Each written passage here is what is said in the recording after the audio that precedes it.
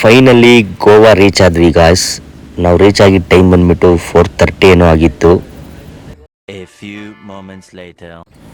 ನಮ್ಮ ಫ್ರೆಂಡು ಗೋವಾ ಬಂದಿರೋ ಖುಷಿಲಿ ಗೋವಾ ಬೋರ್ಡ್ ಹತ್ರನೇ ನಿಂತ್ಕೊಂಡು ಫೋಟೋ ತೆಗಿಸ್ತಾವನೆ. ಅಲ್ಲಿಂದ ಬಂದ್ಬಿಟ್ಟು ನಾವು ಕಾರ್ ತೊಗೊಂಡಿದ್ವಿ, ಕಾರಲ್ಲಿ ಹೋಗ್ತಾ ಇದ್ವಿ. ವ್ಯೂ ಅಂತೂ ಮಸ್ತಾಗಿತ್ತು ಗುರು. ಫೈನಲಿ ಬಾಗ ಬೀಚ್ ಬಂದ್ವಿ. ಅಲ್ಲೂ ಮಳೆ ಬಂದಿತ್ತು ತುಂಬಾ. ಮಳೆ ಬಂದ ಎಲ್ಲ ಶಾಪ್ಗಳು ಕ್ಲೋಸ್ ಆಗಿದ್ವಿ. ನಾವು ವೆಯ್ಟ್ ಮಾಡಿದ್ವಿ.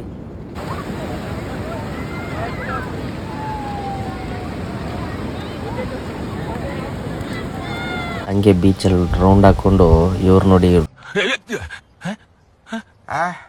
ಇವನ್ ಯಾರೋ ಎಣ್ಣೆ ಗಾಡಿ ಏನೋ ರಾಮ ರವಿ ನಿನ್ ರಾಮನೇ. ಗೋವಕ್ಕಿನ್ನೇನಕ್ಕೆ ಹೋಗ್ತಾರೆ ನೋಡ್ಗುರು, ಇದಕ್ಕೆ ಹೋಗೋದು.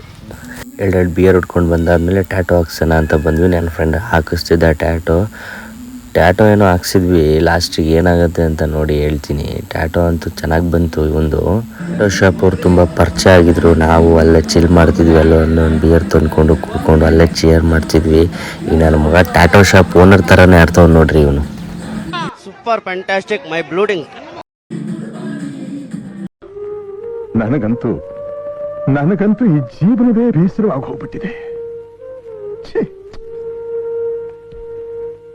ಟ್ಯಾಟೋ ಎಲ್ಲ ಹಾಕ್ಸ್ಕೊಂಡು ಆದ್ಮೇಲೆ ತುಂಬ ಹೊಟ್ಟೆ ಹಚ್ಚಿತ್ತು. ಊಟ ತರೋಣ ಅಂತ ಬಂದೆ. ಅವ್ರ ರೂಮಿಗೆ ಹೋಗಿ ತುಂಬ ಮಳೆ ಬರ್ತಿತ್ತು. 6.5 hours later. ನಾನು ಮತ್ತು ನನ್ನ ಫ್ರೆಂಡು ರೂಮಲ್ಲಿ ಕೂತ್ ಬೋರಾಗಿ ಆಚೆ ಬಂದ್ವಿ.